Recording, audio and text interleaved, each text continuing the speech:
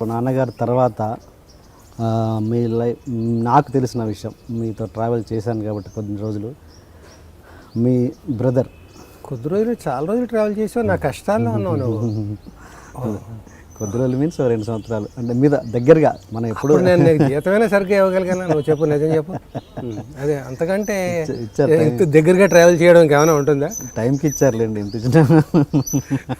So కానీ అదే మధురానుభూతి. అదే మా గురువు పేరుకే ₹1 ఇచ్చాడు ఎప్పుడైనా అనేది కూడా ఈవేళ గర్వంగా అంతే కదా ఉంటుంది. అది అసలు నేను ₹1 ఇచ్చాను. అయ్యో అంటే నీకు ₹2 అవసరమైతే ఇవ్వలేదు, కానీ అదే నేను ఏదన్నా శక్తి మేరకు నేనేం చేయను. నాకు పేరుకి పెద్ద రైటర్, అన్ని 100 రోజుల సినిమాలు రాశాను, కానీ ప్రొడ్యూసర్ నాకు ఇవ్వాలి కదా నేను నీకు ఇవ్వడానికి. అదే ఆ ప్రశ్న కూడా ఉంది మన దగ్గర. మన దగ్గర అన్నీ ఉంటాయి. ఇంకా రాలేదు. ఇది కాదు సార్, కొంచెం ఎక్కువ మెలో డ్రామాగా అలా కావాలా ఉండండి, ఈ జేబులోంచి తీస్తాడనమాట. ఎక్కువ చేసిన అయితే ఈ జేబులోంచి అలాగా ఆ ప్రశ్న కూడా ఉంది మన దగ్గర అంటుంటే. అసలు నా ట్రావెల్ ఇండస్ట్రీ జర్నీ స్టార్ట్ అయిందే మీ దగ్గర నుంచి కదా సార్. మన ఇద్దరు పరిచయం ఎట్లా అయింది చెప్పవా?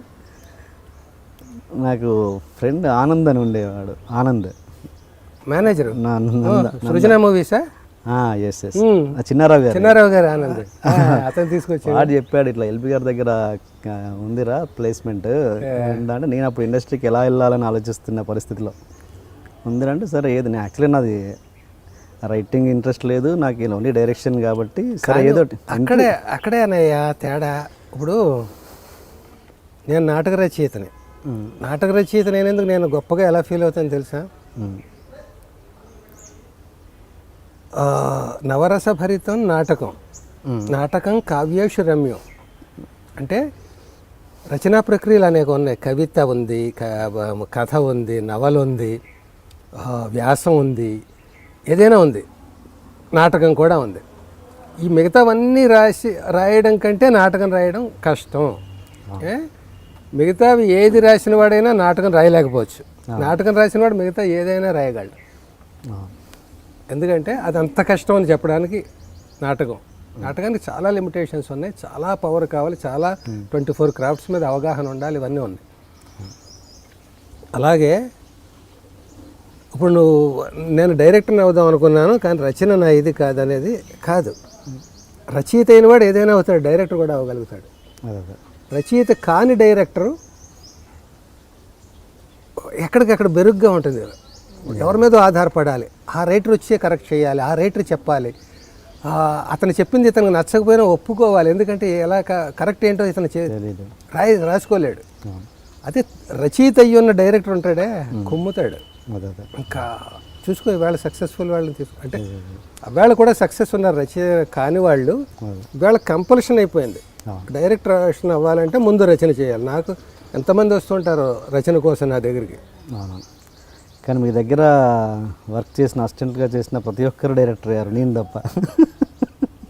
అంటే కొన్ని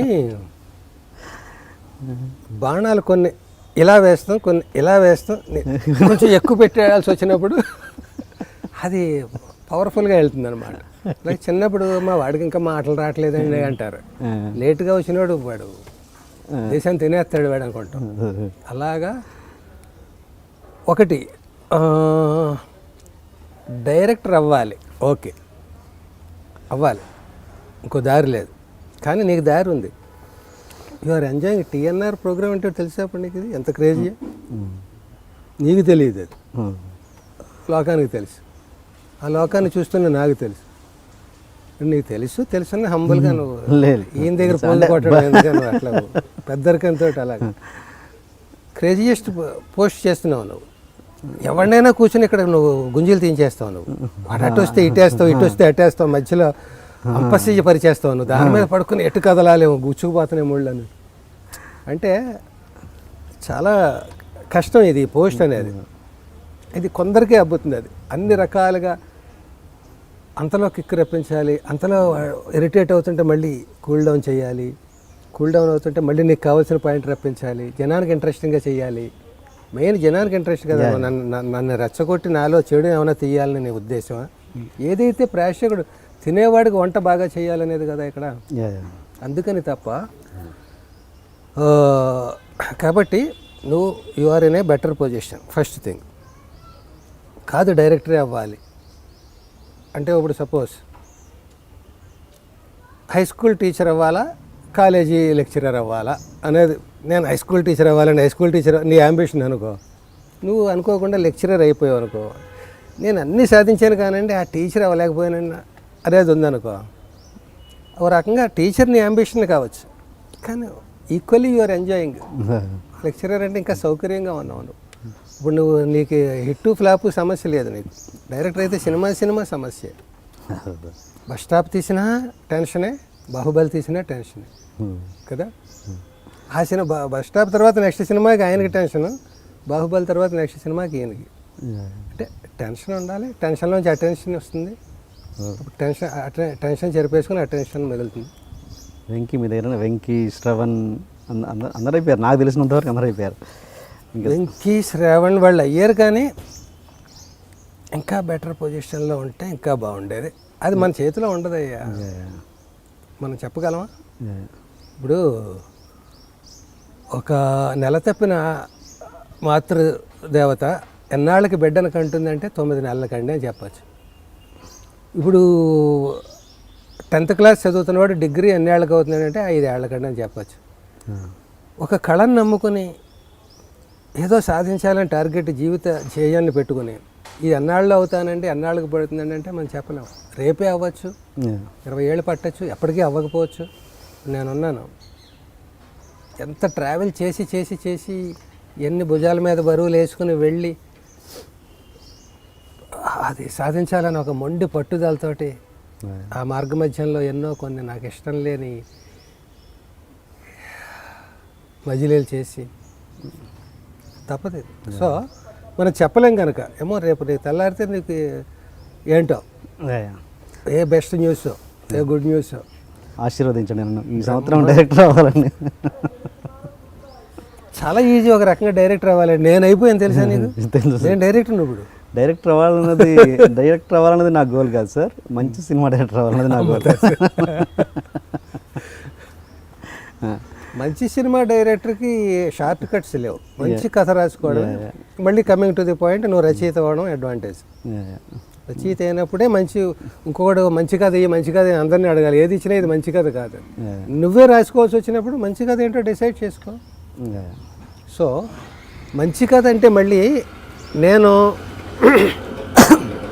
కాంటెంపరీ కథల్ని నమ్మను, నేను ఇవాళ సీజనల్ నమ్మను నేను. అది మంచి కథగా నేను ఒప్పుకోను. ఓకే, లాంగ్ స్టాండింగ్ ఉండాలి ఏదైనా మంచి అనడానికి. వేళ ఒక మాయాబజార్, ఒక షోలే, ఇవేవో మనం చెప్పుకుంటూ ఉంటాం. అప్పటికి వాళ్ళకి ఎందుకు ఆ లాంగివిటీ ఉంది, ఆ దమ్ము ఉంది అందులో. ఇక్కడికి వేళ వచ్చి పెద్ద 100 రోజులు ఆడేసి రేపు దాని గురించి మర్చిపోతే అది గొప్పది కాదు. కరెక్ట్. అలాంటి మంచి కథలు ఎప్పుడూ ఆలోచించగలను. ఫర్ ఎగ్జాంపుల్ సీజనల్ ద్రాక్ష చెట్టుగా ఉండడం కంటే ఎవర్ గ్రీన్ కొబ్బరి చెట్టుగా ఉండడం నాకు ఇష్టం.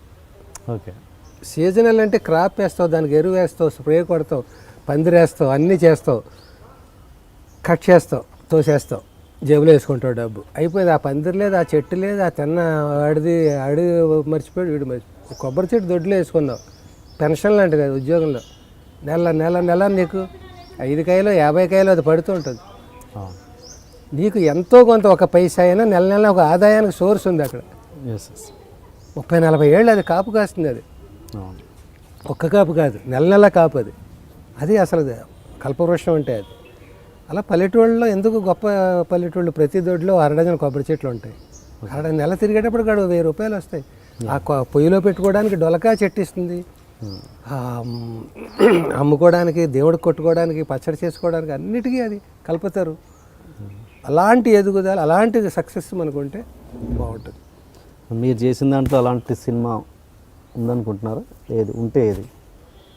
నేను చేసిన దాంట్లో నాకు ఎక్కువ పేరు తెచ్చినవి, రైటర్గా నేను చూసుకుంటే నాకు చాలా పేరు తెచ్చినవి చాలా సినిమాలు ఉన్నాయి. అప్పులప్పారావు, ఆ ఒక్కటి అడక్కు, హలో బ్రదరు, వారసుడు, హిట్లరు, సొంత ఊరు, భాగ్యలక్ష్మి బంపర్ డ్రా, ఇలాంటివి ఏది తీసుకున్నా కూడా ఈవేళ కిష్కిందకాండ. యా ఇప్పుడు భాగ్యలక్ష్మి బంపర్ డ్రా అది కూడా ఒక రోడ్ షో కాదు, కానీ అది ఒక దానికోసం పెట్టే పరుగులు. యా సీక్రెట్ వీడి నుంచి వాడికి తెలిసిన, వాడి నుంచి వాడికి తెలిసిన, వాడి నుంచి వాడికి తెలిసిపోయిందేమో, వీడికి తెలిసిపోయింది. ఆ స్ట్రగులే అందం అందులో. అవును. ఒక దాన్ని పంచుకోవాలి పెద్ద నిధిని. దీన్ని మనం ఎప్పుడో కిష్కిందకాండలో చేశాను. ఆ కిష్కిందకాండలో రోడ్డు షో అది. ఒక నిధి ఎక్కడో ఉంది ఒక శ్మశానంలో, దానికోసం అనేక మంది పరిగెడుతున్నారు. ఆ పరిగెడుతున్నప్పుడు ఎవరి నుంచి ఎవరికి సీక్రెట్ తెలిసిపోయింది. వాడికి తెలిసిపోయిందేమో, వాడు ముందు సొంతం చేసేసుకుంటాడేమో అని వీడి కుట్ర కుయుక్తి ఎలా పన్నాడు. ఈ అడ్డదారిలో ఇంకొకరిని మోసం చేసి వాడి వెహికల్ ఎలా పట్టుకుపోయాడు. వీడి మీద కక్షతో వీడు ఇంకో వెహికల్ పట్టుకొచ్చి దారిలో వీడిని ఎలా దెబ్బతీసాడు. ఇదంతా క్వైట్ ఇంట్రెస్టింగ్. ఇందులో బోరు కొట్టడం అనేది ఉండదు. అవును. అలాగే ఎవడి గోల వాడిది. కాసేపు కామెడీ గురించి మాట్లాడుకుందాం, సీరియస్ తర్వాత మాట్లాడుకుందాం. కామెడీ నువ్వు ఆలోచించవా, కామెడీ లేక చచ్చిపోతున్నారు జనాలు.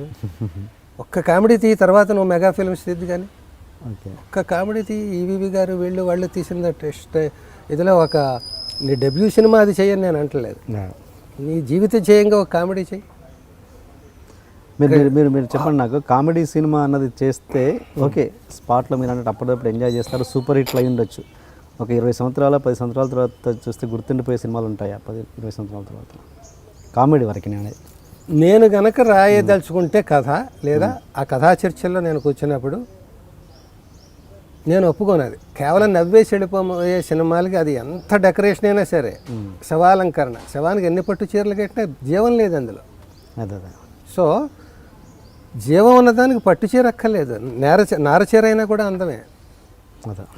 కాటన్ చీర అయినా కూడా, ధర్మవరం కాటన్ శారీ అయినా కూడా అందమే. సో జీవం ఉండాలి. జీవం ఎప్పుడు ఉంటుంది? సోల్ ఎప్పుడు ఉంటుంది? ఎమోషన్ ఓన్లీ నవ్వించడమే కాకుండా ఆ తీసుకున్న కథలో దమ్ము ఉండాలి. ఆ దమ్మే నీకు గుర్తుండేలా చేస్తుంది. ఓకే, అలా తీసుకుని నేను పేర్లు చెప్పను, చెప్తే మళ్ళీ కొన్ని ఇవి లేవు కదా అని అనొచ్చు నువ్వు. ఓకే. సో నువ్వు కామెడీ తీసుకో, సీరియస్ తీసుకో, ఏదైనా తీసుకో, ఒక ఫార్మాట్ ఇవి ఉంటాయి కదా, అవి మెయింటైన్ చేయి. ఇప్పుడు నన్ను కూర్చోబెట్టావు, నన్ను కూడా కాంట్రవర్షియల్గా అడగచ్చు కదా నువ్వు. ఎక్కడెక్కడో గెచ్చితే నేను రెచ్చుతాను కదా, మానవ నైజం అది, గెచ్చితే రెచ్చడం అనేది. అలా గెచ్చడం నీకు తెలుసు, రెచ్చడం కూర్చున్నవాడికి తెలుసు, ఇక్కడ కూర్చున్నవాడికి. కాసేపు నువ్వేంటి, ఏదో ఏ కారణాన్నో నువ్వు అట్లాగే నన్ను ఓ అని చెప్పని విషయాలు అన్నట్టుగా చెప్తున్నావు. మరి ఏం చేస్తావు, నాకు టెన్షన్గానే ఉంది. ఈ ఇంటర్వ్యూ ఎలా ముగుస్తుంది అనేది ప్రస్తుతానికి చూద్దాం. అది మామూలు వాల్యూస్ మాట్లాడుకుంటున్నాం, ఇవి కూడా జీవితంలో కావాలి అని మాట్లాడుతున్నాం ఇప్పుడు. అందుకని వాల్యూస్ ఎప్పుడు మనం కాపాడుకోవాలయ్యా. అది లేకపోతే కమర్షియాలిటీస్ అన్నిట్లో ఉండాలి. ఇప్పుడు నువ్వు ఎవరితో తీస్తున్నావు, ఏ హీరోతో, ఆయన కమర్షియాలిటీ వాడుకోకపోతే నీకు చేత కాదు అంటారు. ఇప్పుడు పెద్ద హీరోని పెట్టుకుని అతని చేత ఫైటు, సాంగు, స్టెప్ సరిగ్గా లేదనుకో, నువ్వు కొత్తదనం కోసం పాటలు లేకుండా ఫైట్లు లేకుండా తీస్తే ఎవడండి ప్రతివాడు డైరెక్షన్ నిన్ను ఫస్ట్ అంటారు తప్ప ఎవరిని అంటారు? చిరంజీవి గారు సాంగ్స్ వద్దన్నారంటారా, లేకపోతే ఇంకోటి అంటారా? ఆయనకి తగ్గ సాంగ్ నువ్వు తీసుకెళ్ళకపోతే నీకు అవుతుంది తప్ప ఆయనకి ప్రాబ్లం అవుతుంది కదా. అందుకని నువ్వు ఏ సిచ్యుయేషన్లో ఉన్నావు దానికి తగ్గట్టుగా ప్రవర్తించాలి. నువ్వు కబడ్డీ ఆడుతున్నావా, క్రికెట్ ఆడుతున్నావా, బ్యాడ్మింటన్ ఆడుతున్నావా, దానికి తగ్గట్టుగా బాడీ మూమెంట్ కానీ మన ప్లే స్కిల్స్ కానీ చూపించాలి కదా. నువ్వు సినిమా ఎవరితో తీస్తున్నావు, పెద్ద మల్టీ స్టారర్ తోట, చిన్న సినిమాయా, చిన్న షార్ట్ ఫిలిమా, లేకపోతే ఒక మెరానామ్ జోకర్ తీస్తున్నావా?